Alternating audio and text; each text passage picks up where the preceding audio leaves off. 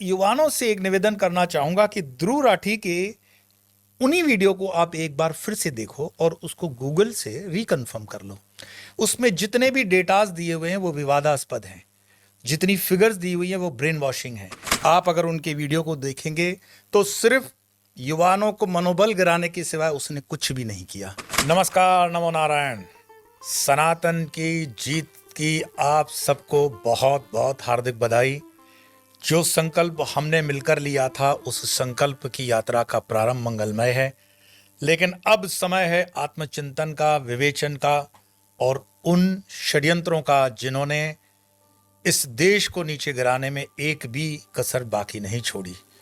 यूं कहें कि प्रधानमंत्री मोदी जी को हराने की एक विधिवत सुपारी दी गई थी और इस सुपारी को पूरे इंटरनेशनल रैकेट ने एक पूरे अच्छे प्लान की तरह एग्जीक्यूट भी किया।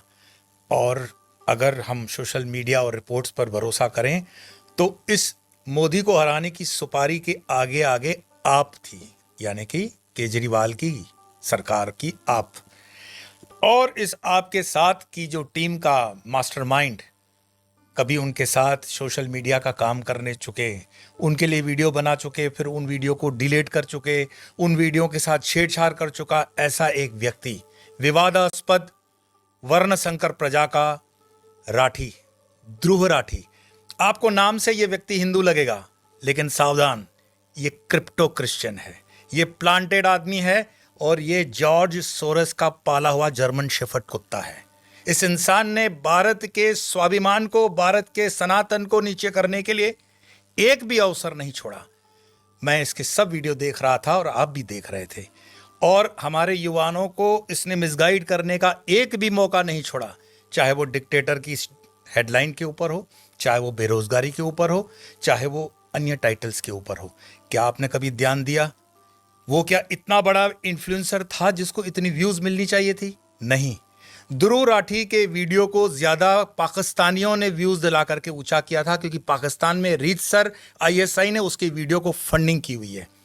साथ साथ के जॉर्ज सोरेस के फंडिंग से ध्रुव राठी और टीम ने अपने काम को प्रो हिंदूवादी, एक सॉफ्ट हिंदुत्व का चेहरा दिखाने के लिए यही हिंदू नाम ध्रुव राठी का इस्तेमाल किया, जबकि उसकी पत्नी क्रिश्चियन है और उसके बाकी भी रिश्ते बहुत ही विवादास्पद हैं। आप अगर उनके वीडियो को देखेंगे तो सिर्फ युवाओं को मनोबल गिराने के सिवाय उसने कुछ भी नहीं किया। हाँ, सावधान इसलिए भी होना चाहिए कि आने वाले दिनों के अंदर यही मोदी को हराने वाली जो टीम प्लान कर रही थी, जिसने सुपारी दी थी, ये ध्रुव राठी को राजनीतिक नेता केजरीवाल की तरह भी प्लांट कर सकते हैं। लेकिन सावधान हो जाना है हमें, क्योंकि एक और केजरीवाल पैदा हो रहा है।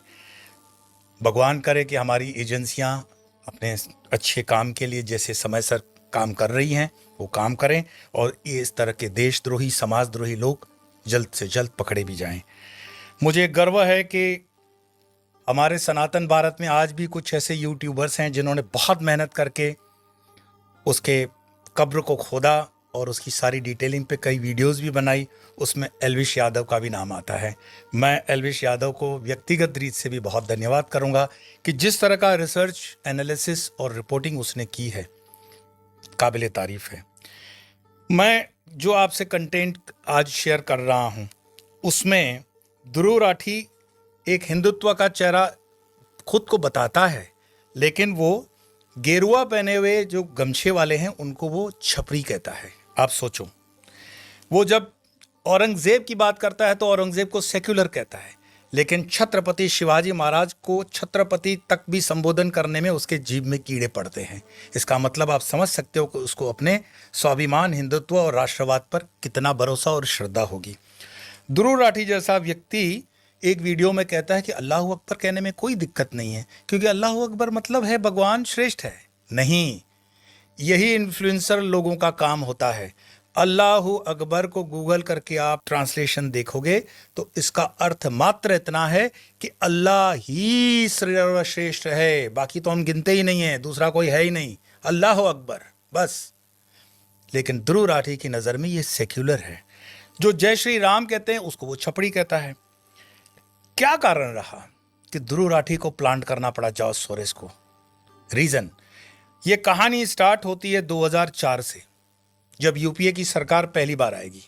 फिर ये सरकार आने का कारण बना था, उसके पहले एनडीए के अंदर कुछ टीम वर्क ठीक न होने से अटल जी की सरकार रिपीट नहीं हो पाई। यही 2004 की सरकार यूपीए 2009 में फिर आती है और विदेशी ताकतों को लगता है कि भारत के अंदर पॉलिटिकल वैक्यूम होने जा रहा है, कोई नेतृत्व नहीं है। तब 2006 में ये फंडिंग करती हुई लॉबी $100 मिलियन जॉर्ज सोरेस ने इस देश को बर्बाद करने के लिए, मतलब 8,000 करोड़ रुपए का फंड अलॉट किया। और इस फंडिंग से पहला नेता, जिसको हम कहते हैं क्रिप्टो क्रिश्चियन, जब मैं क्रिप्टो क्रिश्चियन कहूं तो जीसस से इसको जोड़ना मत, क्रिश्चियन मिशनरीज से जोड़ना। तो ये फर्स्ट क्रिप्टो क्रिश्चियन जो दिखाता है खुद को हनुमान चालीसा करता हुआ, केजरीवाल, उसको प्लांट किया जाता है पॉलिटिकल एरिना में एज अ नेता। 2006 से उसकी यात्रा आगे बढ़नी शुरू हो जाती है और विदेश में बैठे उसके आकाश ये कैलकुलेट कर लेते हैं कि लगभग 2014 में केजरीवाल किसी न किसी तरह से दिल्ली की सत्ता तक पहुंच ही जाएगा।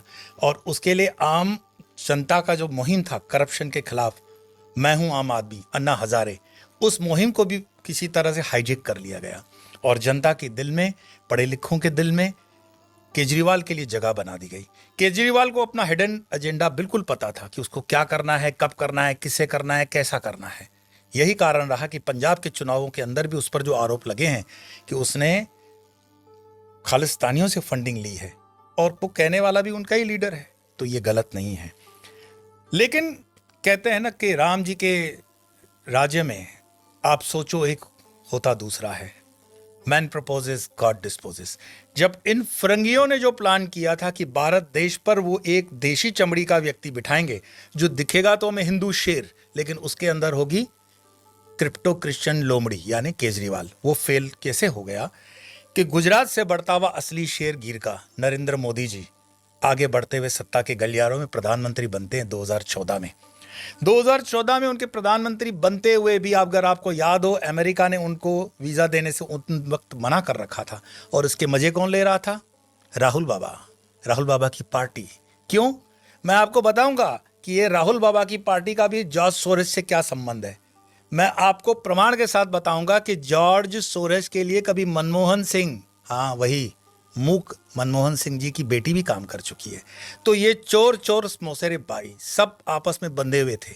ये बहुत अच्छे से उन्होंने प्लान एग्जीक्यूट किया और हिंदुओं को ठिकाने लगाने के लिए राम मंदिर के ऊपर जो निर्णय आने वाला था उसको रोकने का हर प्रयास आप जानते हैं कपिल सिब्बल और टीम ने खूब किया।